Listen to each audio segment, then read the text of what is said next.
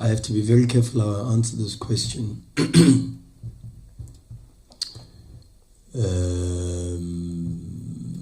Because I love all my players. I've got big respect for all 36 of them. I think we are also extremely blessed to have the squad that we have. The facts do remain, and I'm still a little bit uneasy about the unfairness of having to play a cup fixture without 6-7 Bafana internationals who play the day before and we are asked to play the following day. You ask me about these players, I say to you, you're asking me about Tambazwane. I mean, probably the most consistent player for the last 10 years in South African football. You ask me about Rulani Mokwena, you're asking me about the reigning footballer of the season. And so the facts remain that their quality, of course, shows when they are on the pitch. And for sure, even though we've got a very talented squad and we give opportunities, and I'm very, very proud of how each and every single player has gone about the business in terms of rotations and when given an opportunity. But for sure, when the absence of some of our players, and even now, we are in a space where we are playing without any of our strikers. Mixed results, still unbeaten within 90 minutes, 120 minutes. It's taken penalties to beat us, but we are still playing games without Peter Shalulile, Lucas Ribeiro, Lisibang Nku has just come back, Tapelo Morena is out, Lebo came back and is now also a bit of a doubt. We are playing games without Sipho. People don't know us because if you want to know how important Sipho is, watch the game against Pirates at Orlando. Watch our game against Wydad last season in Morocco. But we are going on with that business, and the players that have been given the responsibility have done exceptionally well. Pizzo has been unbelievable. Musa, when we've called upon him, has been incredible. I can go on. Even Mendieta now is stabilizing and trying to understand a little bit of how we want to play.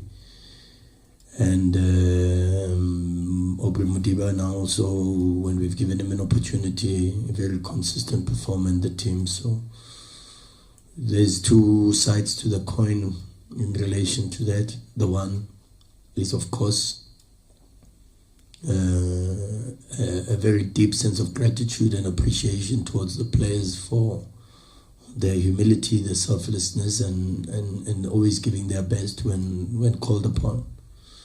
And there's a great sense of appreciation for that. And that must be made very, very clear. But also, too, is for sure the quality that you talk about is quality that when you don't have the goalkeeper of the year, you don't have the midfielder of the year, who so happens to be the footballer of the year, you don't have probably the best player or one of the best players in South African football in Tambazwane. You don't have the top goal scorer. You don't have the defender of the year, of course. Or the absence will be felt. And do that to Man City. Take Haaland out of Man City and see what happens. You've just taken Benzema out of Real Madrid, and you can check the results of Real Madrid. So Kevin De Bruyne is out at Man City, and you can see out of Carabao Cup, first time losing, first time having the lowest XG in 3-4 games. Arsenal, Newcastle. It's very difficult. So, and that's football. Football is, I always say to you, there's ceiling raisers and there's floor raisers. And when you have players that make the team better, they make their teammates better, of course their absence will be felt. Coach. Njabulongiti from News 24. Hi, Njabulo. My question, Coach, there's a school of thought that believes that Sundowns' heavy workload schedule, there's another continental competition, is an advantage to DSTV Premiership team who are trying to catch up. What do you think of that, especially in a season that also has the AFCON, which means the second round is going to be crammed? And the second part of that question is, how has Sundowns managed to be as dominant as it has been, despite continuously competing in the Champions League and having this workload? Well, I want to thank you for exposing the truth, because there's a school of thought also that is contrary to the feelings that we are dominant and we are playing well and we're winning games, and we've come under a lot of criticism. I've suffered greatly, but like the players, and maybe far less than some members of the football club for the last 3-4 weeks. But I give, like I always say in my press conferences, I give a lot of praise and credit to the players. They work hard. They understand that to be a top football player, you have to be a top football player for 40, 50, maybe even now 60 games with this extra competition. And that's what is happening worldwide. That's why the top coaches in the world now are saying it's too much football. It's too much football because when you look at the things, when you have to start to play too many games, of course there's fatigue and the accumulation thereof. There's less training time, so I spend far too little time with the players on the training pitch because it's always rest and recovery. And there's so much work that we have to do in terms of trying to improve the players.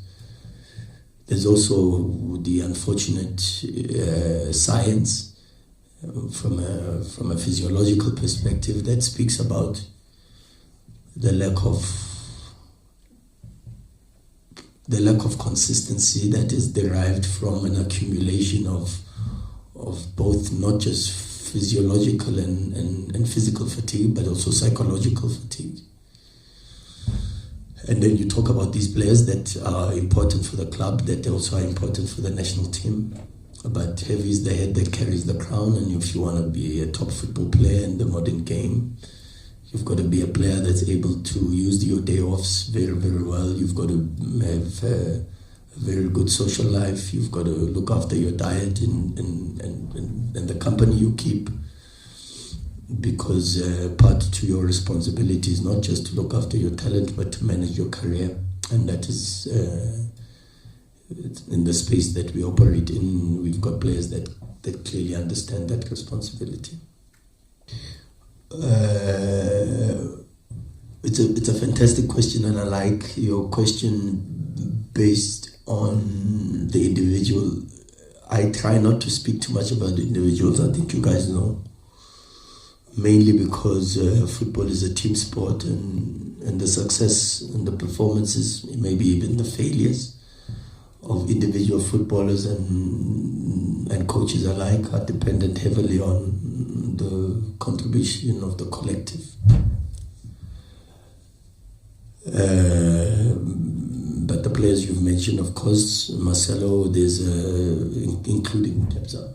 Every day there's corrections. Every day there's a phone call that comes in and that says, "Are you watching this? Are you aware of this? Are you checking that? Are you check?"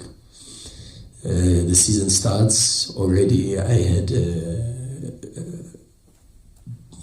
some improvements for each and every single player, that there are certain measurables and certain aspects of their games that I felt they have to improve this season.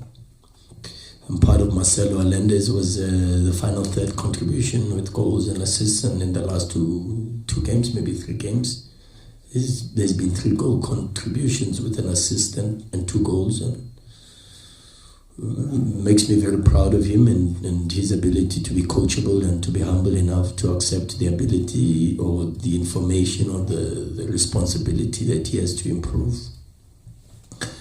The same can be said about Maseko. Sometimes we forget Maseko is only 19 years old. I spend a lot of time on the training pitch with Maseko. I spend a lot of time in the video room with Maseko, like I do with all the players. And we have to exercise caution with the young players because they need a lot of coaching. It's the same with Mabena. It's the same with Tando and Dando. These kids have got incredible potential, but they need training time. The good thing for them is that they've got a lot of time, and God has blessed them with a lot more time in their careers to be able to shine and show their talents a little bit later. But for sure, there's still quite a lot of work to be done from a coaching perspective to try to improve them.